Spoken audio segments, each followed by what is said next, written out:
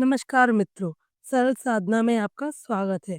आपने हमारी पिछली वीडियो राम जी का अवध में आगमन इसमें सुना कि चारों भाइयों का विवाह हो चुका है और वह चारों भाई चारों दुल्हनों के साथ में अवध में आगमन किए और बहुत खुशियां मनाई गई हैं। 12 वर्ष वर्ष व्यतीत हो चुके हैं और भरत शत्रुघ्न भैया दोनों ही कैकेय नरेश के पास अपने ननिहाल जा चुके हैं। 12 वर्ष के बाद भी मंगल शकुन कम नहीं हो रहे हैं। चारों तरफ खुशियां ही खुशियां मनाई जा रही हैं।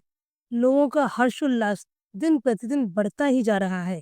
तभी एक दिन दशरथ जी अपनी सभा में बैठे हुए थे और उन्होंने अपने कानों के पास अपने सफेद बालों को देखा और कहा मंत्रियों से कि अब हम वृद्ध हो चुके हैं और अब हमें राम को राजा बना देना चाहिए। सभी मंत्रीगण सुनकर बहुत प्रसन्न हुए। तब राजा दशरथ तुरंत पहुंचे अपने गुरु वशिष्ठ के पास और उनसे कहा कि हमें राम को राजा बनाना है और राम के राजा बनाने का कोई शुभ समय बतलाइए। तब गुरु वशिष्ठ तो ज्ञानी है, वह तो जान गए थे कि ये यह समय तो 14 वर्ष बाद आएगा, अभी तो सिर्फ तैयारियां होके रह जाएंगी। मगर फिर भी उन्होंने दशरथ जी की उत्साह को देखते हुए कहा, अगर आप अभी राम को राजा बना देंगे तो सारे समय शुभ होते चले जाएंगे। दशरथ जी ने कहा, नहीं कल करेंगे, अभी तो तैयारी कर लेते हैं। आज रात आप राम को सारे नियम सिखा दें कि उन्हें किस प्रकार से रात्रि व्यतीत करनी है। कल सुबह होते ही हम राम का राज्य तिलक कर देंगे। राज तिलक की बात सुनी, चारों ओर नगर में धूमधाम होने लगी और बहुत खुशियां मनाई जाने लगी, तैयारियां होने लगी। जब चारों तरफ की तैयारियां देखने लगे, तब गुरु वशिष्ठ जी ने सोचा कि चलो राम के पास चलकर उनको भी बताया जाए कि उन्हें किस तरीके से आज रात्रि को नियम धारण करने हैं। जब वह राम के पास आए तो रामचंद्र जी से उन्होंने कहा कि दशरथ जी कल प्रातः ही आपका राज तिलक करवाने वाले हैं राम, आपको आज रात्रि में कुछ नियम धारण करने होंगे। जब रामचंद्र जी ने यह सुना तो वह अपने मन में बहुत दुखी हुए और उन्होंने सोचा कि अगर मैं अभी राजा बन जाऊंगा तो फिर जो कार्य संपन्न होने हैं वह कैसे होंगे। तब उन्होंने यह बात सोचते हुए देवताओं की तरफ विनती करते हुए कहा, अगर तुम लोग मुझे राजा बनते हुए देखते रह गए तो रावण का मरना असंभव है।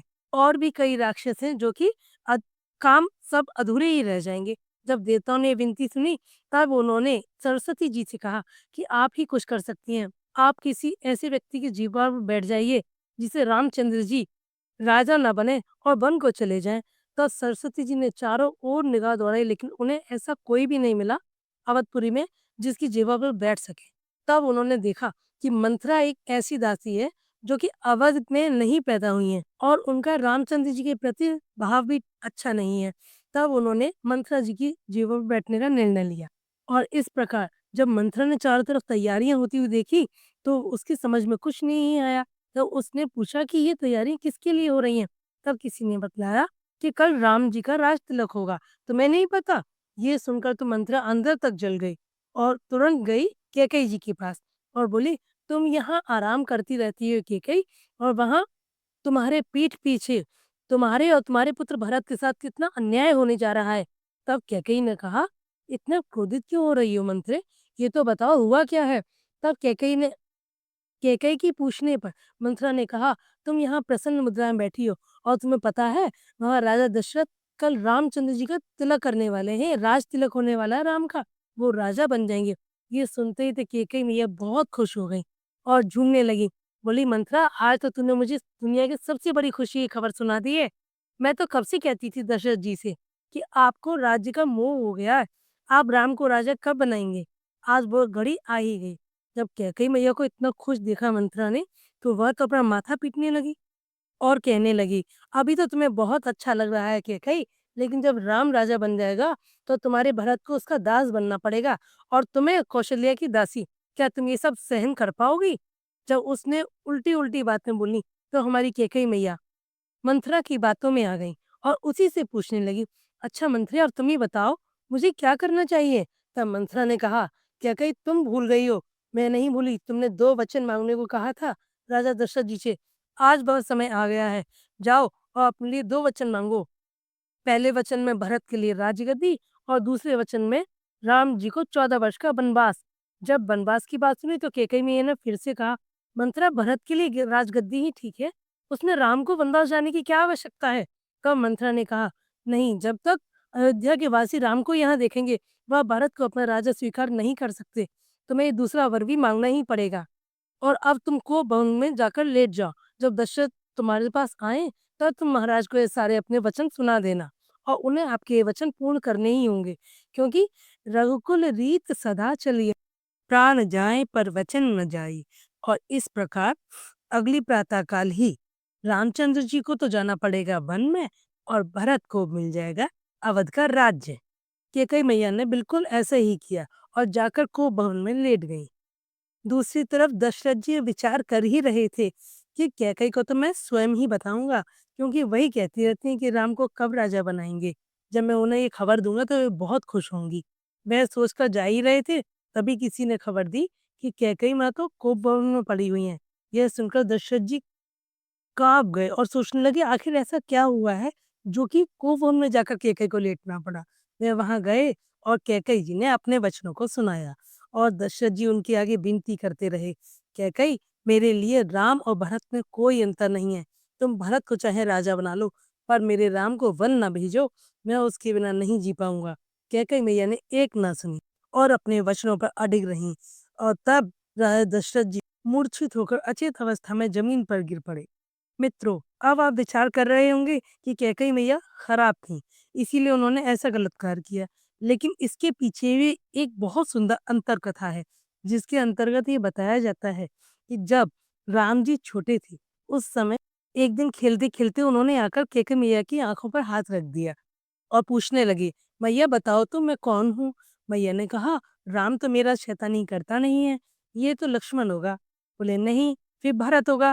बोले नहीं, उनका शत्रुघ्न। बोले नहीं माँ, मैं तुम्हारा राम हूँ। कैकेयी मैया ने कहा, पुत्र तुम तो इतनी ऐसी हरकतें नहीं करते। ऐसा क्या है कि माँ आप हार गई, अब आपको वही देना होगा जो मैं आपसे मांगूंगा। कैकेयी मैया ने कहा, पुत्र तुझ पर तो मेरे प्राण भी निछावर हैं। तब राम जी ने कहा, माँ मुझे आपके प्राण नहीं चाहिए, लेकिन हाँ, आज मैं जो आपसे मांगूंगा उस वो आपके प्राणों से भी ज्यादा कीमती है। उससे आप मरेंगी तो नहीं, लेकिन मरे से भी ज्यादा दुखी हो जाएंगी। कैकेयी मैया ने विचार करके पूछा, पुत्र ऐसा क्या मांगने वाले हो तुम मुझसे?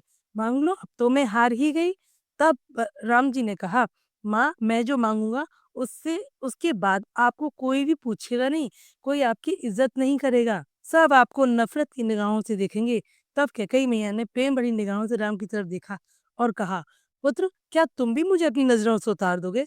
राम जी ने कहा, नहीं माँ, तुम तो मेरे लिए सर्वोपरि हो जाओगी। कैकेयी मैया ने कहा, तो मुझे जमाने की कोई चिंता नहीं है पुत्र, मांगो जो तुम्हें मांगना है और मैं देने के लिए तैयार हूँ, चाहे मेरा कुछ भी हश्र हो।